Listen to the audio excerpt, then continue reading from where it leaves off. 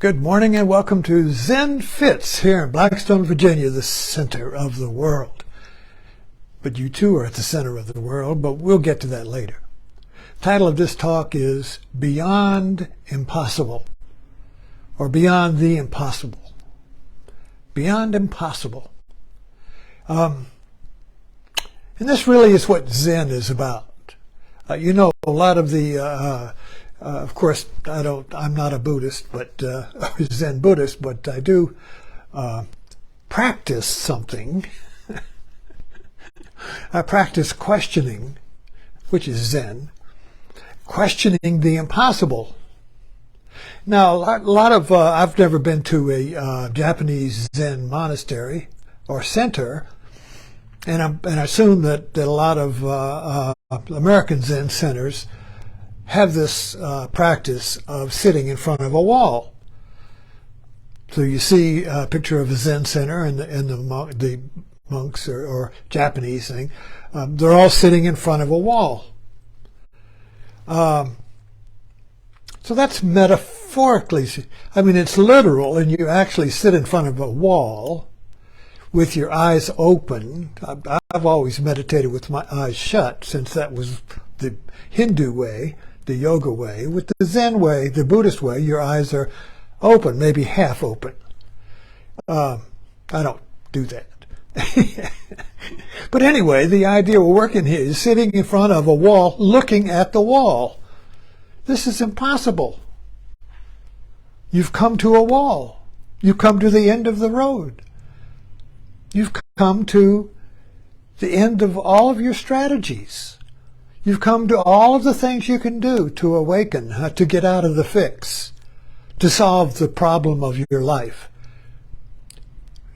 You've come to the end of the road to find the cessation of your suffering, of my suffering. The end of this nagging question, who am I? What's it all about? Why am I here? Who's God? Who am I? What is my face before my parents were born? All this, it's the same question. And it's always nagging. It's always bothering. It's like, I just can't you go to a movie and you leave and it nags you. I just can't figure out, something's missing. Or you're nagged by the incompleteness of your life, where nothing you do is really complete. There's always something left over. Something you should have done. Something you could have done. And maybe next time I'll do it, but you never do. So what's this impossibility? So the visual metaphor of Zen then is that you sit in front of the wall of impossibility. You just sit there. You don't go home. You don't say, this is stupid. Or you don't say, I can't do this. Or I've been doing it for 20 years and nothing's happened, I quit. Meditation's no good. Yoga's no good. The path is the seeking is no good. I give it up. It's impossible. Well, it's not yet impossible, because the impossible means you can't give it up either. In other words, you've come to the end of the road. You cannot stay and you can't leave and you can't give it up. Nothing you do is any good. Everything you do is impossible. Doesn't work. There is where you sit. Right there. Most people work to get to this dark night of the soul, this point where nothing works. It's all boring. It's stupid. It's meaningless. I'm going back and drink scotch and watch a movie. You see. So we get to that point of the wall and most people leave. They say, I quit. It's no good. Nothing's happening. I've been waiting for awakening all these years and I'm not awakened yet, so fuck it. Well, most people will leave that, and they'll go find another teacher. Go find another teaching. Or no teaching. Or addiction or whatever. But the point we're talking about is, what is beyond the impossible? So I want to explore that a little bit. How do you get through this wall of the impossible? Well, it all has to do with language.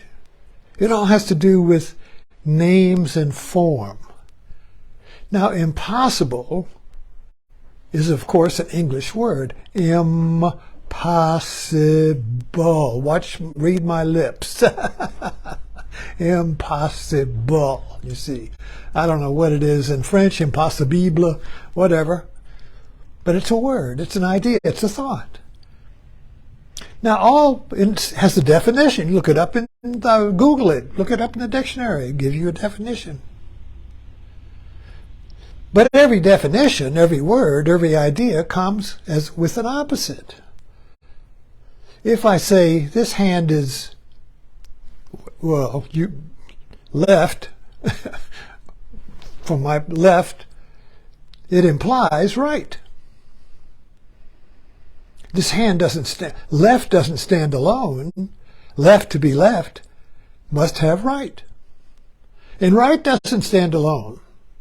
Right to be right must have left. They're a pair of opposites. Good is good because it's not bad. Bad is bad because it's not good. They go together. They rise together. But our mind, our intellectual, analytical mind cuts them apart. And I want just the good. I don't want any bad. I want to be right. I don't want to be wrong. I want to go up, said Donald Trump. I want to win. I don't want to lose and go down. You know, so Trump said basically, not to get digress, but basically he said, there's only up. There's only winning. You'll get bored with the winning. There's no down. My elevator just goes up. My elevator doesn't go down. I don't lose. So we're kind of looking at this word impossible implies possible. And possible implies impossible. So what is beyond possible, impossible? What is beyond the words? What is beyond the definitions? The words fix our fluid reality into names. And the name evokes the reality. So if I say this is impossible, I have made this situation impossible by naming it impossible. And the same with the opposite. If I say this is possible, I have also created the possibility it's impossible. So each one creates its opposite when we are fixed in words. So what is beyond impossible as an idea? Can you go there without having another idea? Is it possible to go beyond the impossible? Well, this is what Zen is all about, particularly the Prajnaparamita school of Zen, which is taking you beyond the impossible, or beyond. Now the mantra I chant all the time, Gati Gati Paragati Parasam Gati Bodhi Svaha. Gati Gati Paragati Parasam Gati Bodhi Svaha. Gati is gone. Gati is gone. Paragati, gone beyond. Or beyond, gone beyond. Now here's the kicker, you see. You go gate, gone. Let that go. Gate, you let that go. Paragate, you let go of the word gone. Okay, then comes parasamgati. Gati gati paragati parasamgati. Oh, bodhisvaha. Oh, what an awakening. So, play with this. Gati gati parasamgati. Gati gati paragati parasamgati. Oh, bodhisvaha. Gone beyond. Now, gone right beyond. Gone beyond, gone beyond the words altogether, gone beyond the mind, gone beyond either or, gone beyond the impossible. Oh, what an awakening. The awakening is the impossible drops off. The impossible drops off when you stop naming the impossible. If you don't name it, you don't form it. If you don't form it, you don't create it. If you don't create it, it's not there. It's not there. And you look back and it never was there. We do this all the time. We come up to a situation where we think it's impossible. Then suddenly this is the art of creativity. This is mapped out by all the great inventions.